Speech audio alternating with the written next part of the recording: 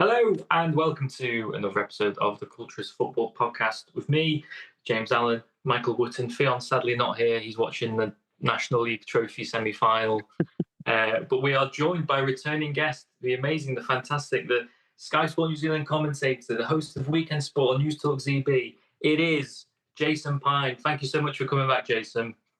What an intro, James, with an intro like that. I'm so glad that you got the email with everything written down in it from me that you had to say. So, no, brilliant, mate. Great to see you both. Thanks for having me back. No worries. Thank you for coming Absolute back. pleasure. I mean, last time you were on, we began by saying, what a year it had been for football in New Zealand in 2024. In 2025, I mean, I've got two post-it notes full of very tiny writing that are filled to the brim with things that have happened. Chris Wood, currently on 18 goals, who was having the season of his life at the age of, is he 33, is he? 33, yeah. Yeah, incredible. New Zealand qualifying for the World Cup. Nottingham Forest becoming a mini New Zealand embassy with Tyler Binden and Marcus Tamanic joining Chris Wood as well. Ben Auld back at Saint Etienne. The birth of Auckland FC and the instant rise to the top of the table, and the amazing, depending on which team you follow, derbies against Wellington Phoenix. It felt like 2024 had hit a peak, and this year's just superseded that. What's it been like, Jason? Incredible. Even hearing you read those things out, James, it has. It's been a little bit surreal, if I'm honest. It's just one thing after another after another. I mean, the Chris Wood form on your side of the world alone would be enough to capture our attention. I mean, for a guy to be in such a rich vein of form at the very top echelon of world football is astonishing, really. And look, as we know, he picked up an injury during the latest World Cup campaign, or the final push towards the World Cup. And we're all crossing our fingers, as I'm sure Forest fans are, and those in the Forest organisation, that it's not too serious. But for him to be not only scoring goals, but those goals to have Nottingham Forest in the rarefied air of their fans talking about the Champions League, for goodness sake. I mean, at the start of the season, I think most Forest fans probably would have settled for 16th. After the season they had last year, look, let's just stay up. In fact, let's try and finish mid-table, have a decent cup run, and that will be a good season. Here they are, semi-finals of the FA Cup, Champions League spots really within their reach, and Chris Wood's been integral to that. So that storyline alone is enough to get the blood pumping over this side of the world. Add on to that the World Cup qualification, and I'm sure we'll talk more about that and the expanded World Cup and how it's now direct entry through Oceania, which is far less challenging than the past, but still, a terrific night a week or so ago at Eden Park when that qualification was secured. And everything that's happening domestically as well, including Auckland FC's unprecedented introduction into the A-League over here, where it looks as though they're going to win the regular season, the Premier's Plate, as we call it over here, and have a really decent crack at once we get into the knockout stages, which of course will be unfamiliar to many in the UK. We have a sort of a kick on, semis and a final situation to hand out another piece of silverware. They could win that as well. So, everywhere you look over here at the moment, I mean, it's a country dominated by rugby union, but football's getting plenty of exposure at the moment. Do you think it's unfair to say Chris Wood's at his peak now? Because I think even at the start of his career, there was a little bit of hype about him, mainly to do with Football Manager and things. But he has been consistent pretty much throughout his career. It's rather who took a chance on him, and obviously Newcastle did. It didn't quite work out, but it wasn't the worst. Do you think it's unfair to say he's at his peak now, or it's finally been recognised? If you know what I mean. Yeah, I do, Mike. Yeah, I think this is the best he's played, and I don't think there's any shame in that, the fact that he's now 33. But this hasn't been, as you guys know, a straight line to this. He hasn't just arrived fully formed as a 33-year-old Premier League striker. It's been a very circuitous route for Chris Wood. And I even heard Martin Tyler, of all people, say in an interview a few months ago that many in Chris Wood's earlier career situation would have just given up, would have said, you know what, this isn't going to happen for me. He was bouncing around in the Championship and League One, and never really finding his place. Burnley, I think, was obviously huge, where he found the ability in 4 consecutive seasons to get double-figure goals in the Premier League, and it doesn't matter who you're playing for. That's a significant achievement. You're right, Newcastle didn't really work out, but it feels like at Nottingham Forest, he's found a team that knows exactly how to play to Chris Wood's greatest strengths. I was listening to radio yesterday, and they were talking about that, how when they play with our knee, he kind of, Wood comes deep and he kind of plays them and he knows what's going on, and it just ticks differently just because of Wood. And I think that goes understated a lot as well. It is obviously his goal scoring, but the actual value he does bring to how Forest play. Yeah, and he said, and this is the quote he uses a lot, is he's never going to beat 3 men and stick it in the top corner from 25 yards. But if you give him the service, he'll put the ball in the back of the net. And they all count for one, don't they?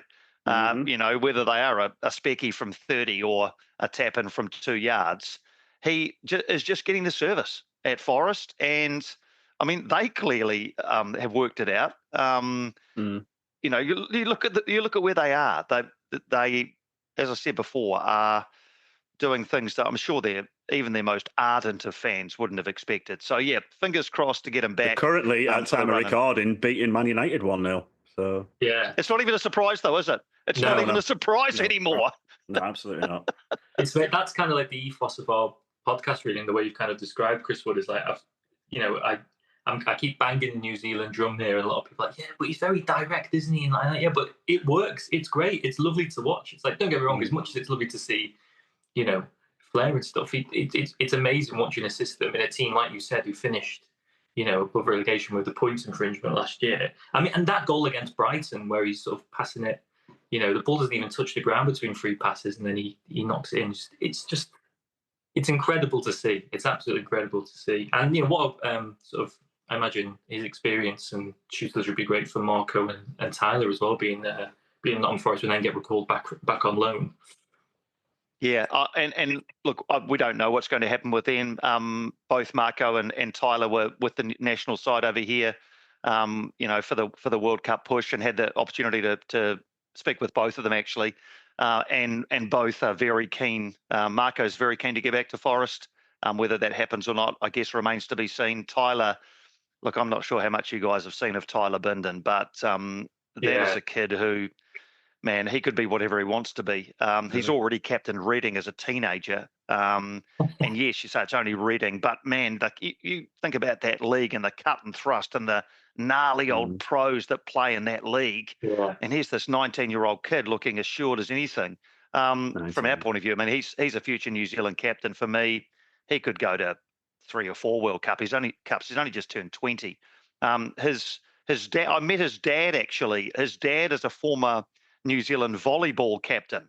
Oh, wow. And he's massive. He's huge. He'd be 6'8" in the old money. He's a giant of a man, but what a lovely guy. Mum Jenny was a 77 cap New Zealand international goalkeeper for us, actually. So the pedigree's good. Lovely kid. You've probably heard the story as well. The day after New Zealand qualified for the World Cup, he had to sit his driving test. Yeah. And no one can work out whether he passed or not. I mean, I've asked about 3 or 4 of his teammates who are based here in New Zealand. Look, did Tyler pass his driving test? And nobody could tell. But Tim Payne did say to me, well, if he passes, if he's anything like he plays on the football field, he would have passed with flying colours, which I think we can probably all agree. Amazing. Fingers crossed. If you see this, Tyler, do tell us. Yeah, get in touch. Picture a certificate. It took me 5 times to pass. I mean, that said a lot about me. It took me 5 goes. 5 times. 5 times. Yeah. Well, here he is again. When I went over to when I went in 2022 to see my family in New Zealand, they were like, "You can drive if you want," and I went, "I don't think that's a good idea." Yeah, I get to grip with one side of the road first. Yeah. Don't put me on Highway 1, please. No. Speaking of my family, actually, it's been keeping in touch with my family living in Hamilton. And 6 months ago, my cousin supports Liverpool, and we chat about Liverpool, but that seems to be all he wants to talk about. And I'm always trying to mention, the A-League and Chris Wood's, amazing season here this year. 6 months later, that's now all he wants to talk about, which is amazing to see. As happy as I am that he supports Liverpool, was the shift the minute Auckland sort of played their first game? Like, obviously Wellington have been there from the start. I assume you have noticed the shift, and there has been a shift. But what's the sort of status like of New Zealand football in the country today? Yeah, Auckland FC, phenomenal what they've done. And, the number of stories I've heard about people who have never been to a football match in Auckland. See, Auckland, our biggest city, not our capital, that's Wellington, but our biggest city, catchment of, and we're not talking massive in UK terms, but the wider Auckland region would have 1 million and a half people. So it's a decent sized city, but they haven't had a professional football team to support for a while. The number of people I've heard, workmates of mine in Auckland who say, my kids have never shown any interest in football whatsoever. Now they're asking me for a replica, Auckland FC shirt, and they want to go to these games. It's build it and they'll come. No, Mike, that is it. That is exactly it. In very basic terms, that is it. And there were a couple of failed attempts, back in the deep dark past, in the 2000s. That's not that long ago. Where it didn't work.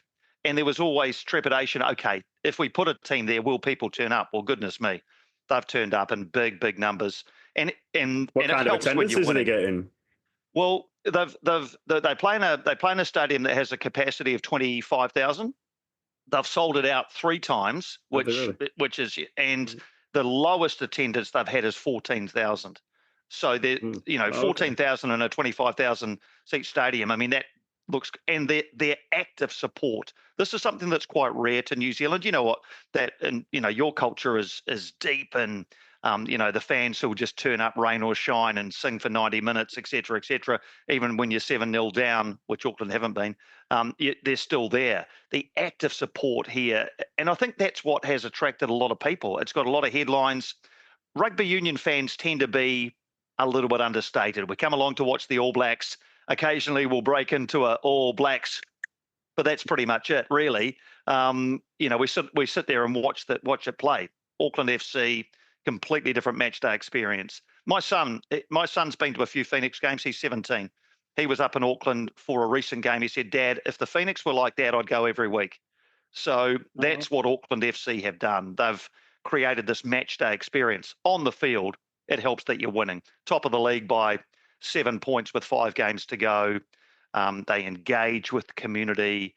They've been phenomenal, guys. It's been, an absolute phenomenon what they have done, dropping into this space. A year ago, they didn't exist.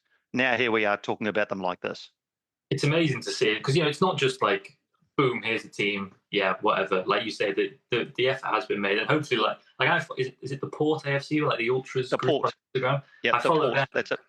And every morning when I see like the match day footage or highlights of them, it's like something out of the Serie A. Like, it's absolutely insane what they're doing. And I hope maybe next season, like, Wellington can match that, and so hopefully it'll sort of bring the two to a level where those derbies become even more special. But yeah, it's for you as well. I mean, from watching that team in '82 to now, like you must be on cloud 9.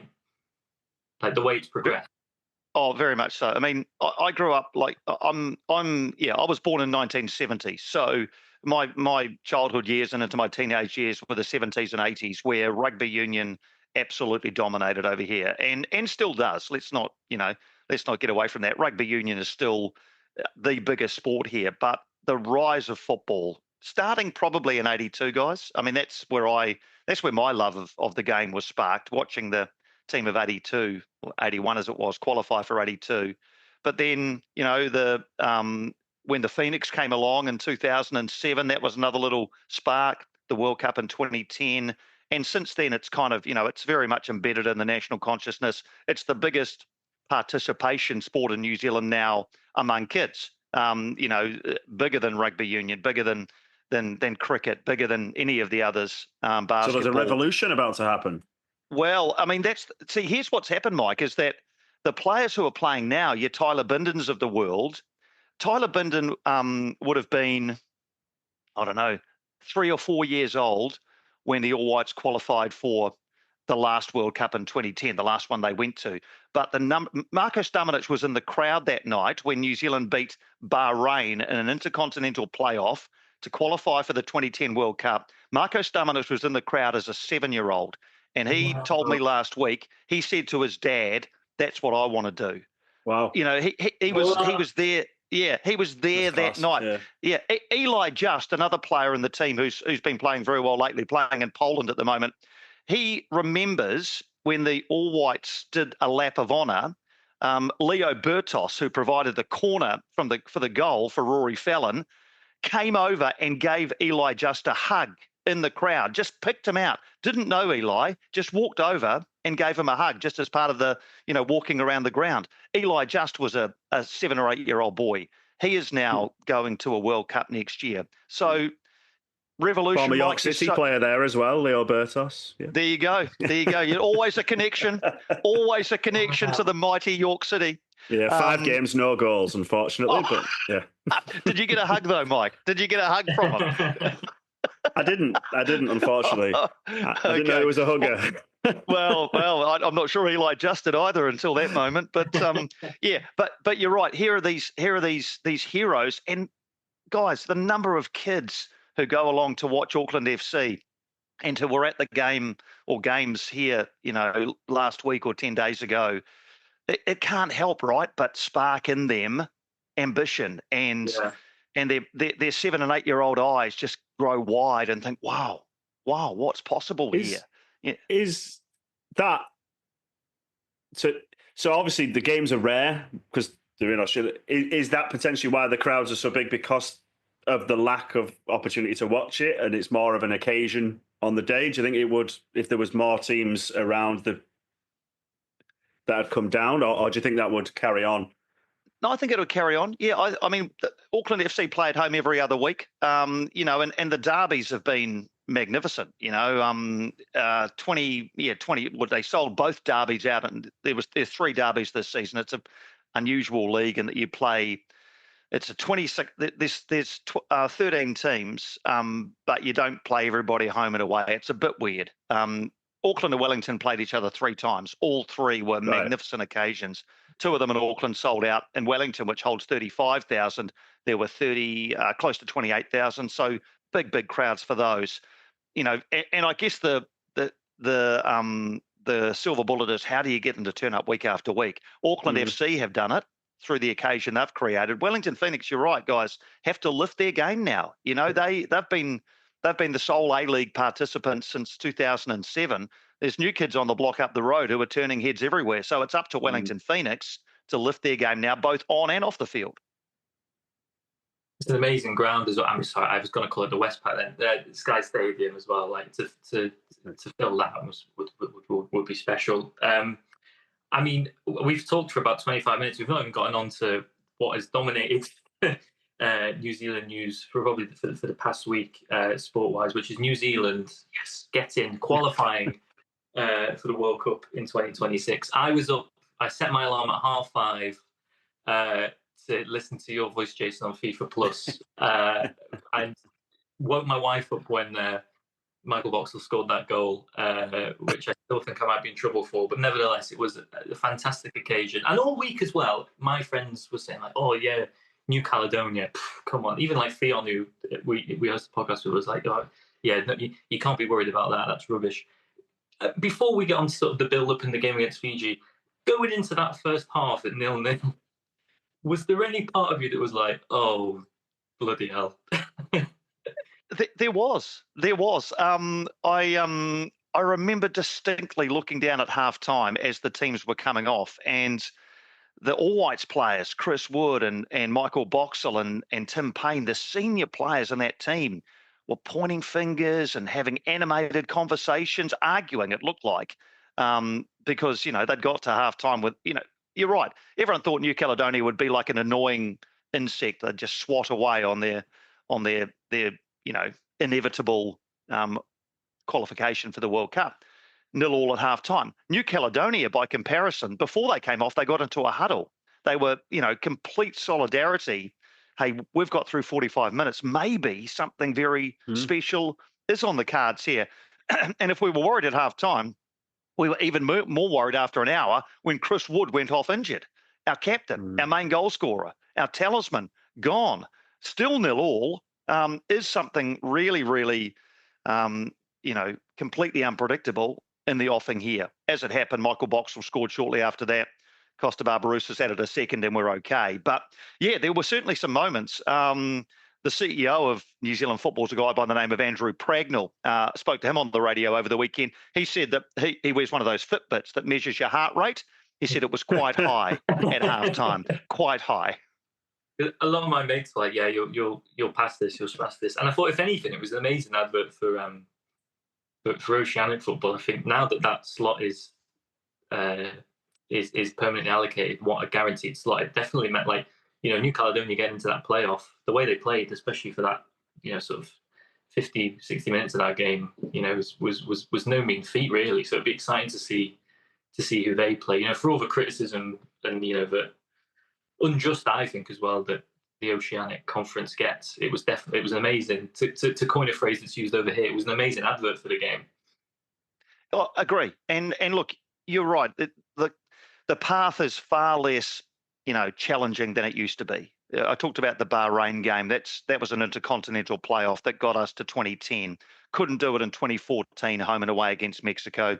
Couldn't do it in 2018, home and away against Peru. Couldn't do it last time with a one-off in COVID times against Costa Rica.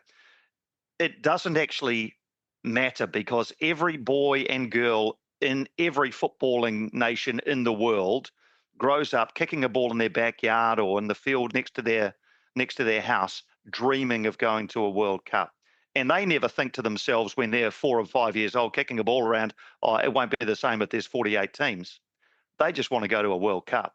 And every one of those players... The beauty of that is the 4 and 5 year olds now are the players obviously there that you were saying before. So yeah, and Oceania now, yeah. And Oceania now with direct entry, yes, it clears the path most of the time. You'd have to think for New Zealand. But New Caledonia now, as you said, James, get an intercontinental playoff tournament. So they've now gone further than they ever have. They'll get a trip to wherever that might be, New York or somewhere else in the United States or Mexico, Canada. They'll get the experience of a playoff. And, it's attainable now for those teams in Oceania. What you hope is that all of them, New Caledonia, Fiji, Tahiti, Papua New Guinea, the Solomon Islands, all of those teams invest in their football programs, because the Senior Men's World Cup is now not unattainable. Yeah. It's still difficult for them, like it used to be for us, but there is that light now. It's not completely closed off to them. It's a real positive, I think, because there was a lot of purists, you might say, is like, oh, well, we don't really want 32 teams. But with all the sort of controversy that FIFA have had, I think for me, this is the one thing I've been clinging to, really. This is just a lovely, positive thing not just for, I think Uzbekistan are on the brink as well, of like all these stories of nations, having that dream is fantastic. The second half of that game, I said this to Matt Fahos, who runs the Flying Kiwis. I don't think it could have been any more poetic that the goal we needed to break the deadlock came from a corner, much like it did against Bahrain. When Mike Boxall scores that header, I mean, yeah. I don't want to ask the question to describe how you were feeling, but I mean, come on, that must have... Was it relief? I imagine the dominant feeling. You can't quite believe what happened. Talk us through that moment. Yeah, look, I think the best illustration of it is I watched it back and listened to the crowd when that goal went in. And on the Friday night in what was effectively the semi-final, New Zealand scored after 6 minutes. Chris Wood nodded one in. They're 3-0 up after 30 minutes. Game's gone. An hour goalless. And when Michael Boxall, scoring his first goal for New Zealand in his 55th game, the most unlikely of goal scorers, nods that home, the noise in the crowd is, you can actually hear the relief mixed with the elation. As you know what, I just love that moment in a football game. when a goal is scored, there's that split second of silence just as everyone's, just on the edge of their seat or just holding their breath. Ball goes in, explosion of joy. It was elation and relief, I think, in equal measure. And once that went in, it was like, okay, we are going to be okay. Yeah. But that moment, that 10 seconds from when the ball hit the net and they're off celebrating, it was quite something. And then shortly afterwards, it's 2-0, and then everybody calms down a little bit. But what a moment for Michael Boxall. He's, here's a guy, he's going to be 37 next year, but he's been at Minnesota United in the States for a decade. He's going to get the chance to play a World Cup, in a country he knows very well. I talked about Tyler Bindon before. I mean, Michael Boxall could be Tyler Bindon's dad, really. I mean, he's not, I don't think. But that's the volleyball captain who I mentioned before.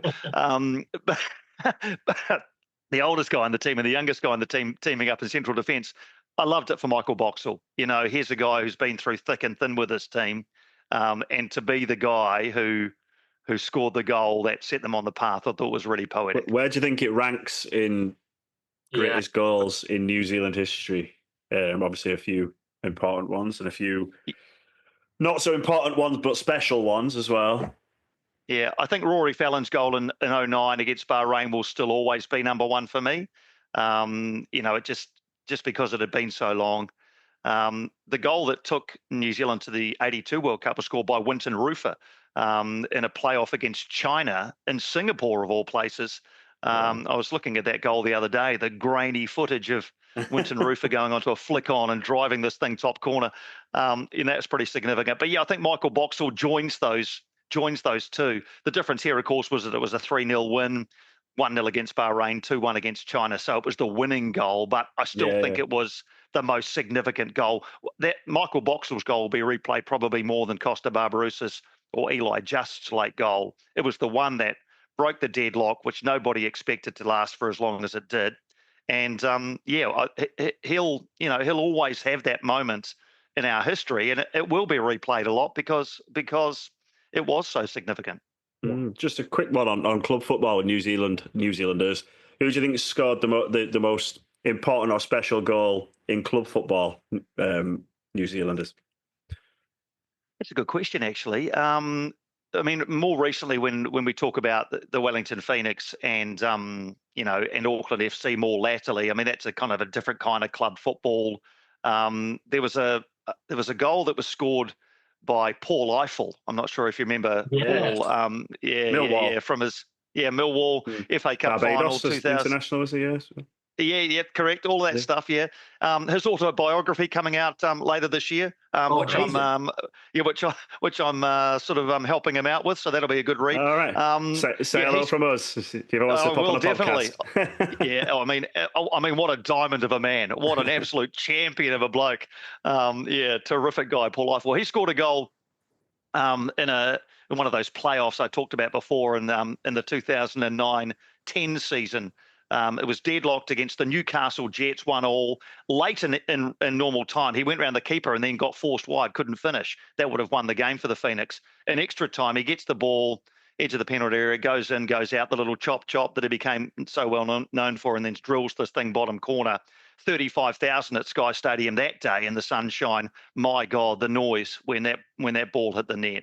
Incredible. So I think that probably for me is the greatest one in club football. A lot of people will have their own allegiances to their domestic clubs. Chatham Cup here, which is our FA Cup goals that have taken teams to finals and won silverware. But I'll always remember Ife's goal that day. It was something special. Yeah. On a wider scale, the most important on this end is probably Winston Reid getting the last goal at Upton Park. Yeah. To get a stat on the board, really. And a winner as well, wasn't it, against Man United? So. He got their Player of the Year, I think, as well. 2013, I want to say, West Ham Player of the Year, Winston Reid. He was very underrated. He was. It's the only day I had off school was I was very Winston Reid's birthday. I'll happily tell again.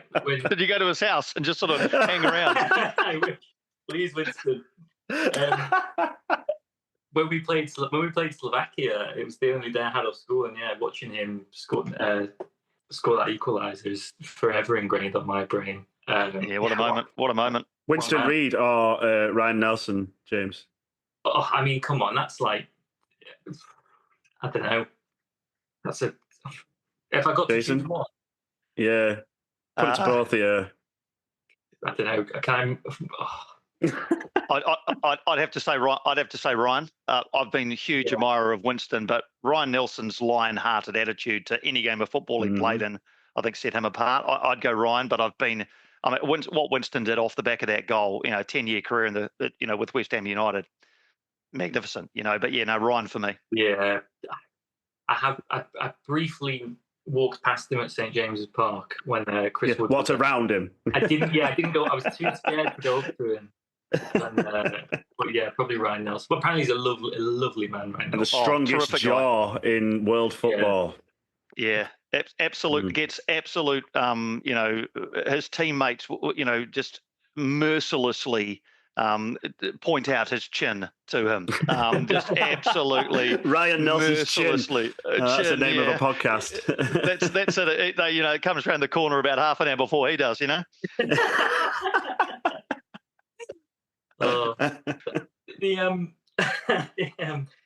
Fiji game as well, very quickly. I mean, wow, come on, a hat trick of headers from Chris Wood, who then gets booked, which I think is one of my favourite moments of this year so far, football-wise. The camera pans to him signing autographs in the crowd. Oh, I saw that. It was a lovely touch. I think it was an amazing thing to do. But unfortunately, is that while the ball was in play? Or?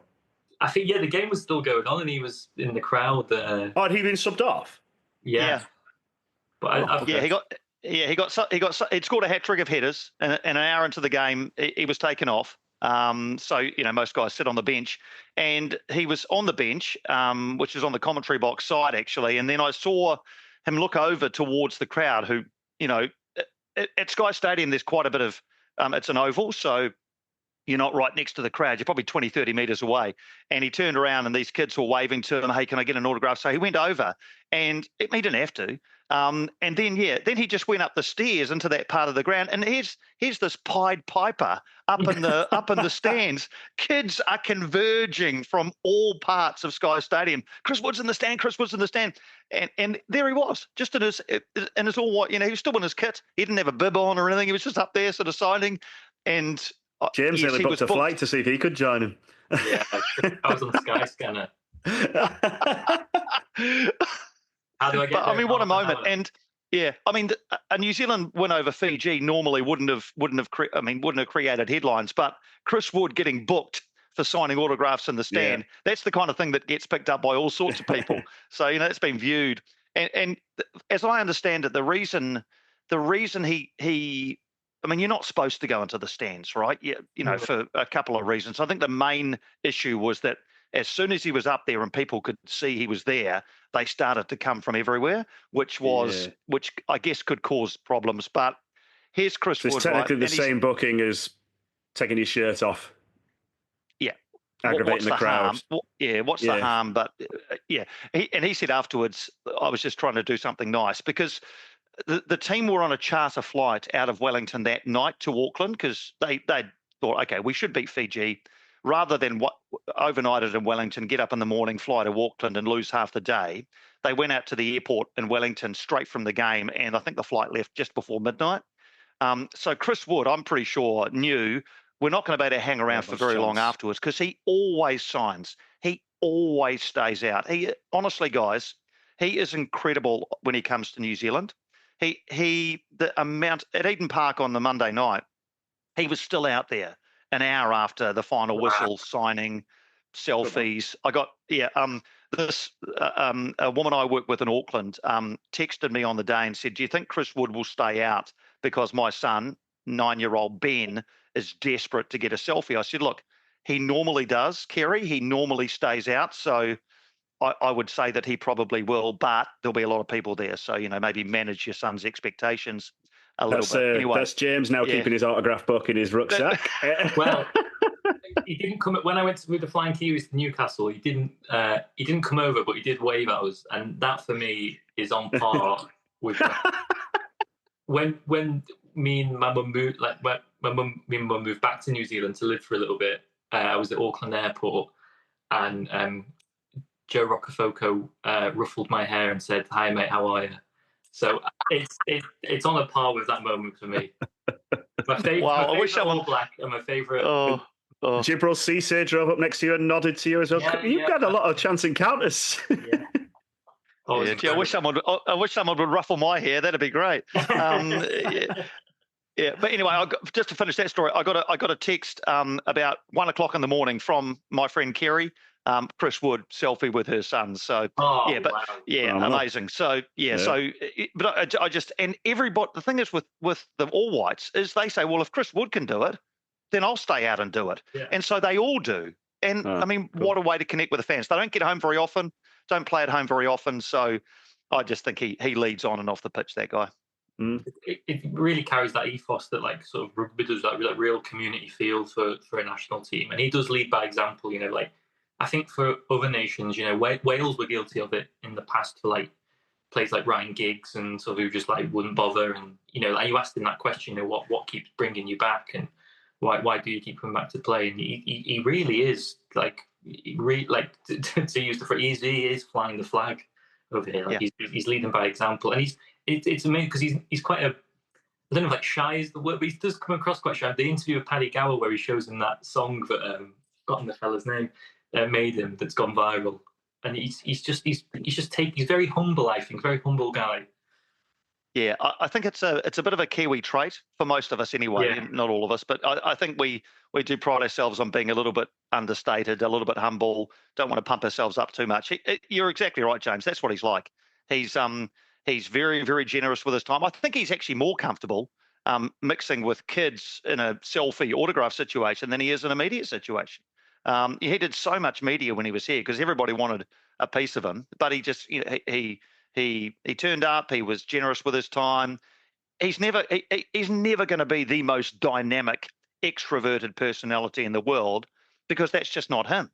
But he is a very solid, humble, just a genuine guy. There's a lot of talk about him, or a debate that is occurring that perhaps maybe he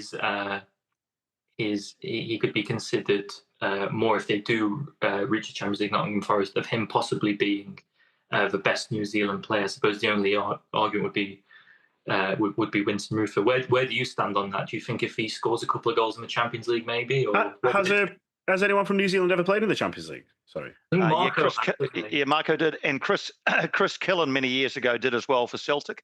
So it wouldn't be a first. Marco Stamenic scored in the Champions League. Excuse me, guys. So this is a debate which is now, So you look at the players who are in this conversation, and there's clearly Chris Wood. There's also Ryan Nelson, and there's also Winton Rufer. And I think the people who saw Winton play live during the 80s say that he was by far and away the best player, the best aesthetically skillful, talented, technically gifted player that they've ever seen. Unfortunately for us, we never saw any of that in the 80s because, we got an hour of what was called big league soccer on Sunday at midday from the week before. That's the only football we saw. And Winton Rufer played most of his best stuff in Switzerland and then Germany. So you can see there's footage now. I talked about the grainy footage before. There's footage now you can see. But if Winton Rufer was playing these days and we had access, as we do now, to any far-flung league in the world, we would, I think, appreciate him more. So I think Rufer is probably the best footballer we have ever had. I think Ryan Nelson is certainly the greatest All Whites leader that we've ever had. He basically dragged us to that World Cup and through that World Cup in 2010. But I think you could probably, at the end of his career, probably say that Chris Wood would have achieved the most among all New Zealand footballers. So there's different metrics you can use. And that's a very, I hope anyway, clever way of not having to make a decision. I'm picturing it now. Nottingham Forest, Aston Villa FA Cup final, and he scores a 90th minute winner. That would be cherry on top of the cake. You're obviously going to go out there for the World Cup. I'm trying my best to recruit my cousins to come with me. What do you think? Like, I don't know. I don't want to speak like don't want to seem like I'm coming across as delusional, but like, what do you think our expectations are for that World Cup? What would I mean?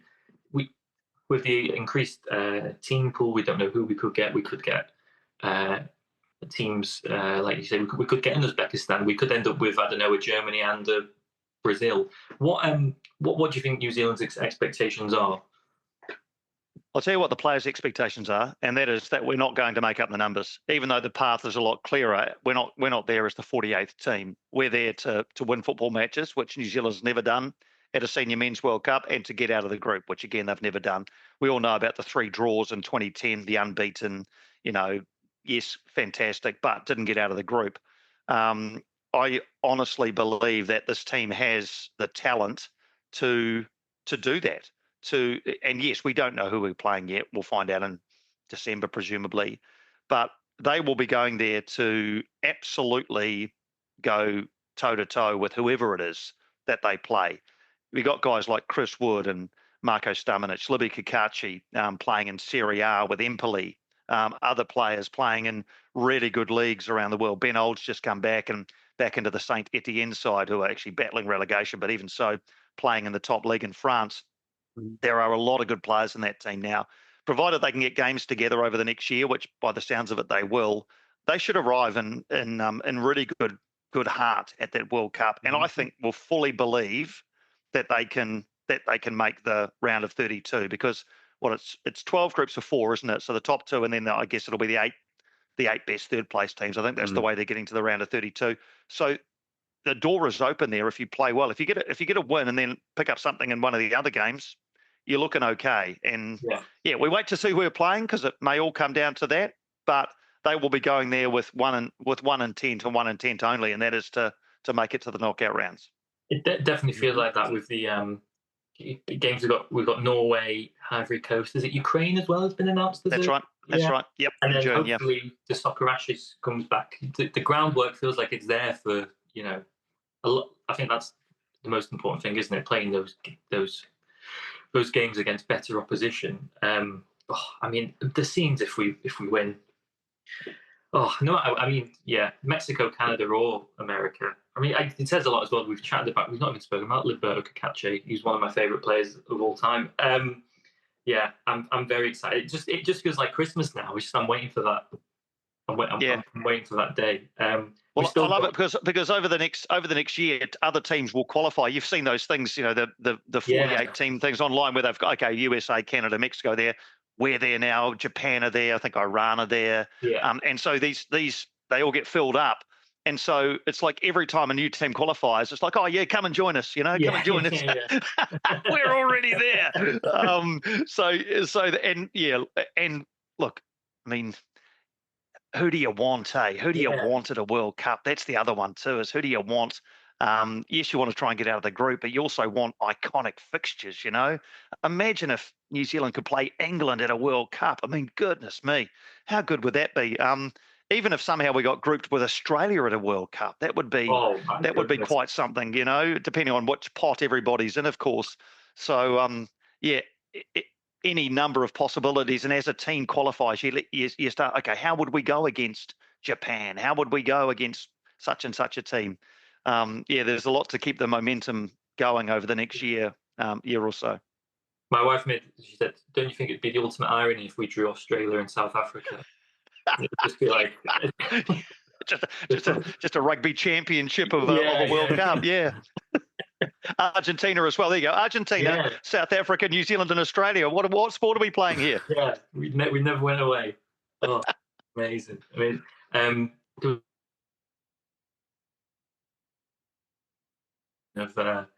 of the A League as well. Do you fancy Auckland as hot favourites to win that? Yeah, I do. I think they'll absolutely win the Premier's Plate, which gives them the home advantage if they make the grand final. They're 7 points clear with 5 games to go. Just checked yesterday in preparation for this weekend when they've got a home game.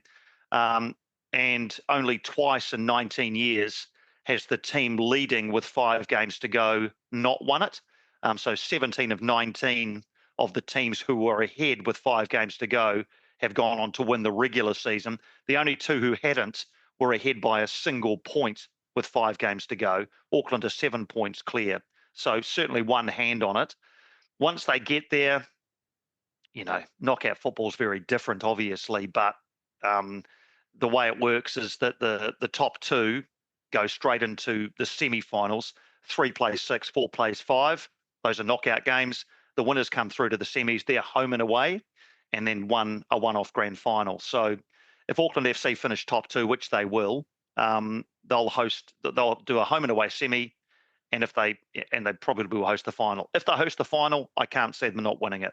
They are such a powerful force at home, and jeepers, you won't be able to get a ticket. It'll be a huge occasion. So yeah, I think they probably will. Never been done before that a new team into the competition has won the Premier's Plate and the A-League Championship at the first time of asking. I think they're well on track to be the first. Yeah, I think touch wood, fingers crossed. There was talk also.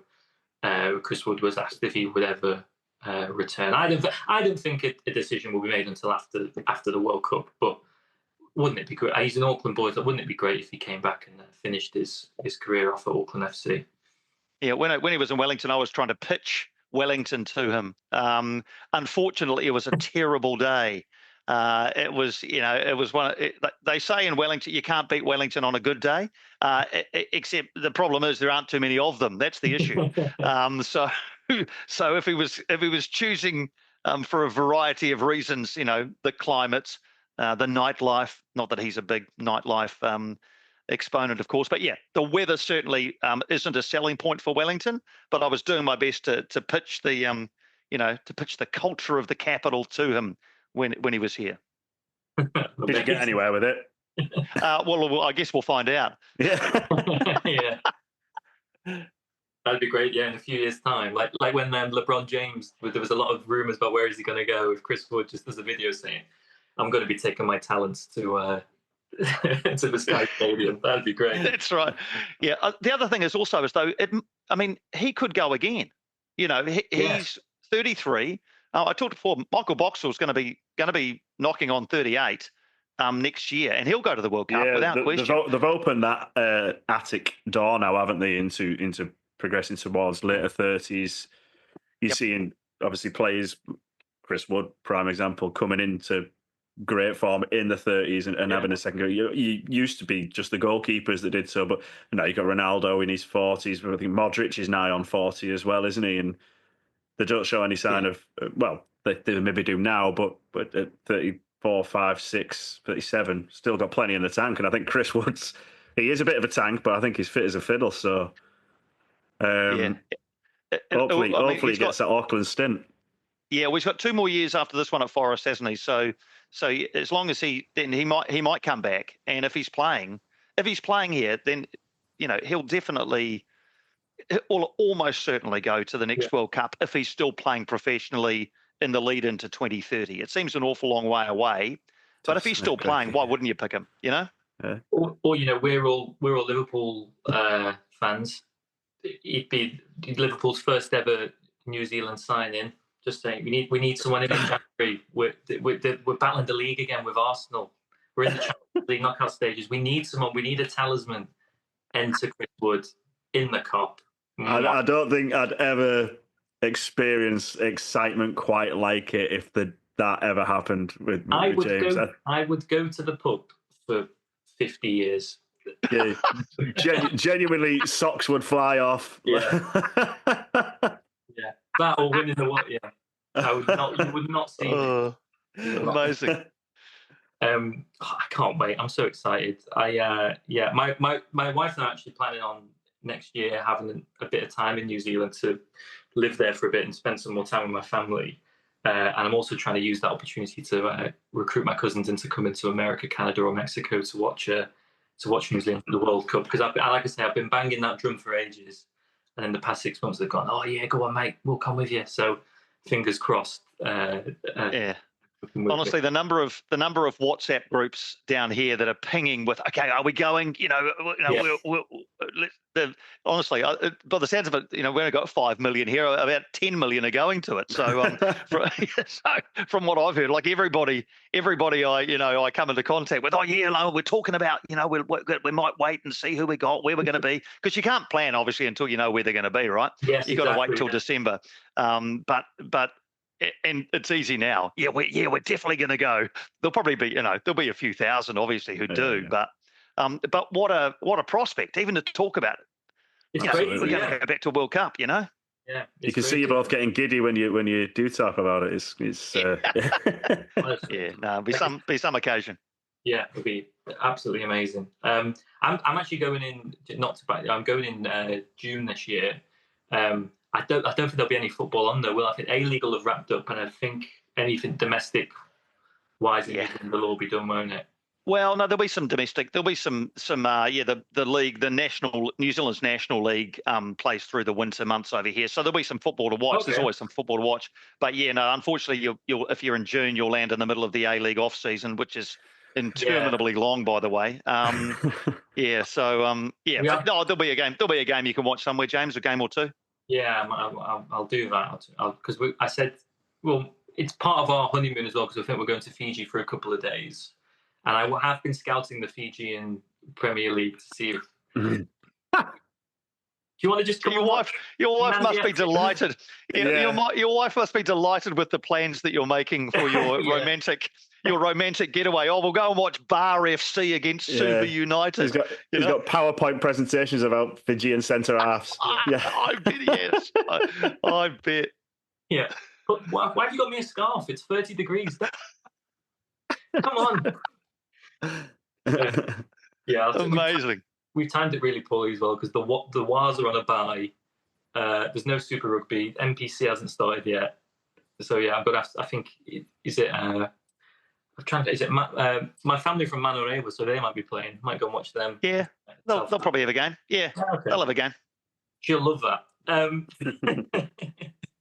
Amazing. Oh, it's been what a belter of an episode. Mike, is there anything else you want to ask?